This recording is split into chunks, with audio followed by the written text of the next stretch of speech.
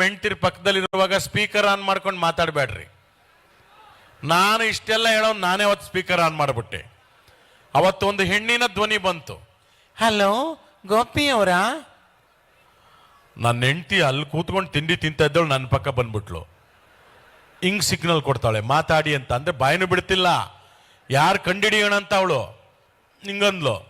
ನಾನೆಲ್ಲ ದೇವ್ರನ್ನೂ ಜ್ಞಾಪಿಸ್ಕೊಂಬಿಟ್ಟೆ, ಯಾವುದು ಹಳೆ ಕೇಸ್ ಓಪನ್ ಆಗದೆ ಇರಲಿ ಅಂತ ಹೇಳಿ ಅಂತಂದೆ. ಅಲ್ಲಿಂದ ಏನು ಹೇಳಬೇಕು, ಗೋಪಿ ಅವರೇ ನಿಮ್ಮ ವಯಸ್ಸು ತುಂಬ ಚೆನ್ನಾಗಿದೆ, ನಮ್ಮ ಮೇಡಮ್ಮು ನಿಮ್ಮನ್ನೇ ಬುಕ್ ಮಾಡಕ್ಕೆ ಹೇಳವ್ರೆ. ನನ್ನ ಹೆಂಡ್ತಿ ಹಿಂಗೆ ನೋಡ್ತಾ ಇದ್ದಾಳೆ. ನಾನು ಒಂದು ನಿಮಿಷ ಇರಮ್ಮ, ಹೇಳಿದ್ದು ಸುಳ್ಳಾಗಬಹುದು, ಕೇಳಿದ್ದು ಸುಳ್ಳಾಗಬಹುದು, ನಿಧಾನಿಸಿ ಯೋಚಿಸಿದಾಗ ನಿಜವೂ ತಿಳಿಯುವುದು. ಅಮ್ಮ ಏನು ಹೇಳ್ತಾ ಇದ್ದೀರಾ ಅಂದೆ.